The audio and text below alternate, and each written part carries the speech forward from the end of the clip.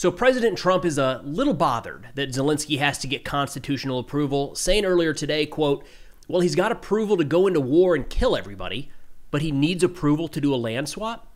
Now, that was from a press conference earlier today that we're going to focus today's video around. And as a little warning for anybody, that's the entirety of today's video. No battlefield updates, no talking about what's coming from the front, exclusively focused on some Trump statements made earlier today.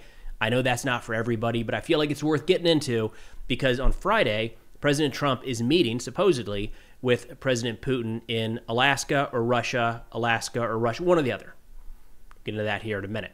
So I felt like it's worth providing a little background as to what the headspace might be going into those talks. And bottom line up front, personal assessment here, this doesn't look good. There's a lot of facts getting mixed up. At times, it seems like President Trump is veering more towards blaming President Zelensky for the war. He's quoting his good friend at one point, or a very smart man, I think he said, Viktor Orban, talking about how great Russia is. I don't think this was good, not just for Ukraine, but in terms of U.S. interests at home and abroad. This seems very much like we are planning to align much more with Russia in these talks than Ukraine. But maybe I'll be proven wrong. Time will tell. Now, starting out to kind of give you some context here, President Trump, during the course of this 2-hour press conference, so it was long, mind you, he went back and forth between saying that the meeting on Friday is in Russia. Then he said it's in Alaska and was grateful that President Putin was traveling to the United States, and then again said that it was in Russia. Watch the timestamp in the upper left-hand corner. We'll go back to back to back here and play it out. Here we go. And it's embarrassing for me to be up here. You know, I'm going to see Putin. I'm going to Russia on Friday. I don't like being up here talking about how unsafe and how dirty and disgusting this once beautiful capital was. With graffiti. But I thought it was very respectful that the president of Russia is coming to our country as opposed to us going to his country or even a third-party place. But, so look, let's just do this. Let's do this. It's going to be a big thing. We're going to Russia. That's going to be a big deal. So look, I don't know what you do with that information. Right? Like, what do you take away from that? It's a long press conference. I say things, no doubt, in my videos that I slip up and say the wrong thing. This seems like a big detail to mix up. I mean, this was the focus of conversation. As soon as it came out that the two sides might meet is where is it going to take place? And the fact that it's happening in Alaska has been like front page news for a while. I don't know what the mix-up is there. And Russia is jumping all over this for what it's worth, because there are still some elements, Russia sold us Alaska. There are still some very nationalistic elements inside of Russia that believe Alaska should be theirs. So as you can imagine, when Trump says that Putin is traveling or that he is going to Russia to meet with Vladimir Putin and the meeting place is actually Alaska, that made some Russians pretty happy. They jumped all over that for propaganda purposes. Now, getting into kind of the meat and potatoes here, that was nothing compared to what we hear later from President Trump, where he does a couple things. I think blames President Zelensky for the war actually happening in the first place, even quoting who he says a very smart man about how powerful Russia is, Viktor Orban, of all people.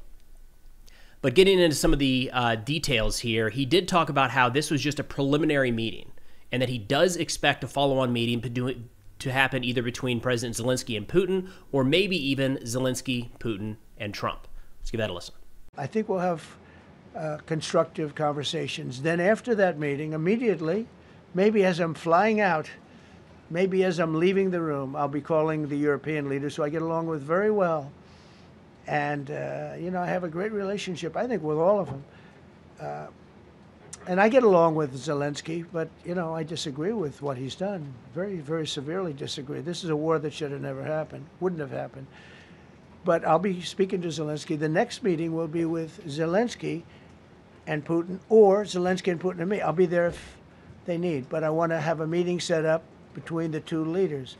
And he kind of snuck in there. I disagree with Zelensky, very much disagree with what he's done. And we see that more and more in some of these statements. Again, really trying to read between the lines here.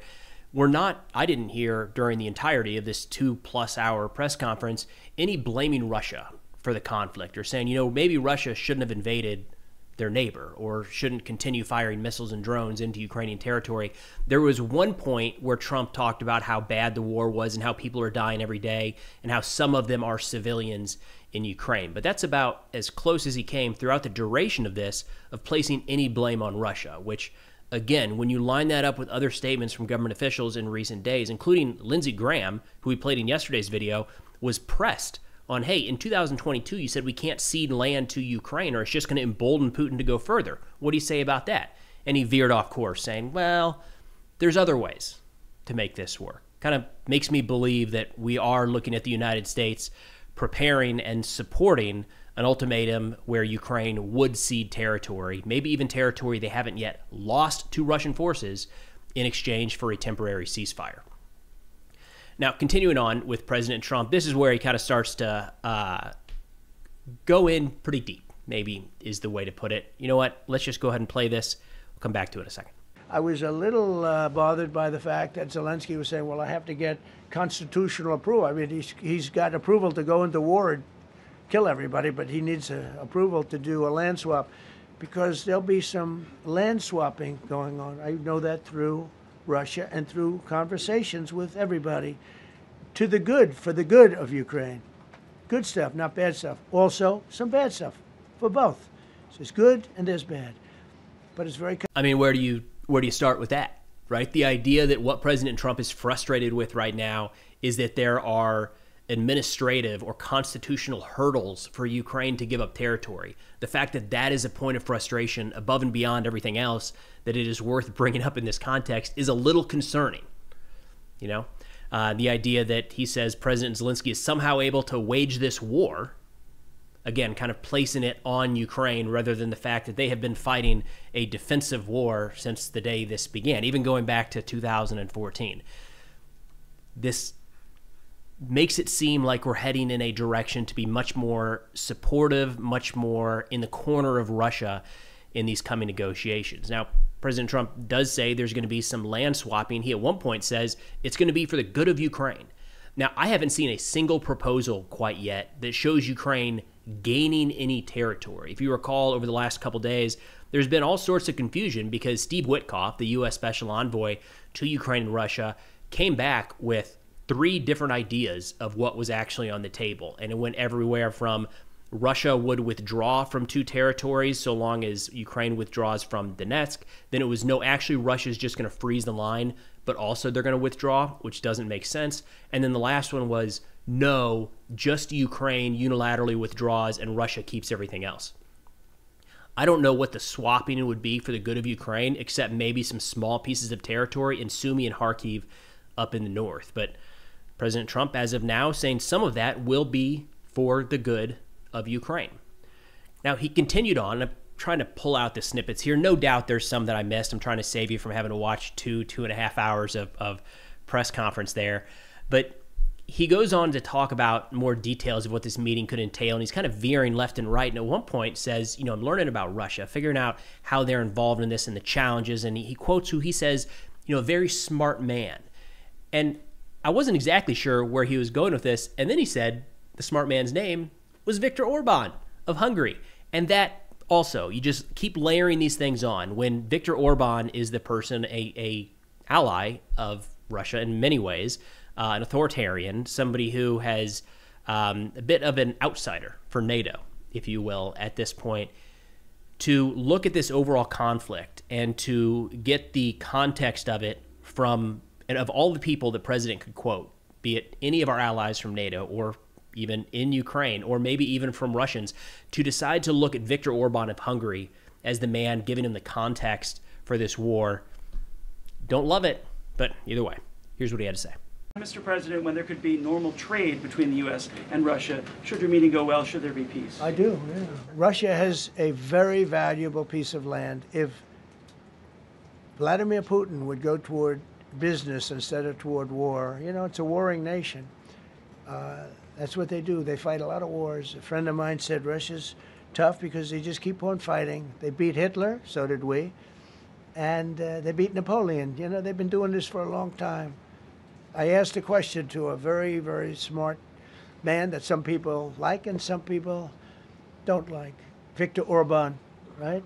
from Hungary, the head of Hungary, and he's in that same area and knows the two countries very well. I said, this was before Biden didn't do anything to get us out of it. He could have gotten us out of that. It would have never happened. I said, so can Russia be beaten by Ukraine? He looked at me like, what a stupid question. He said, Russia's a massive country, and they win their country and they win their life through wars. They fight wars. That's what they do. He said, China beats you with trade. Russia beats you with war.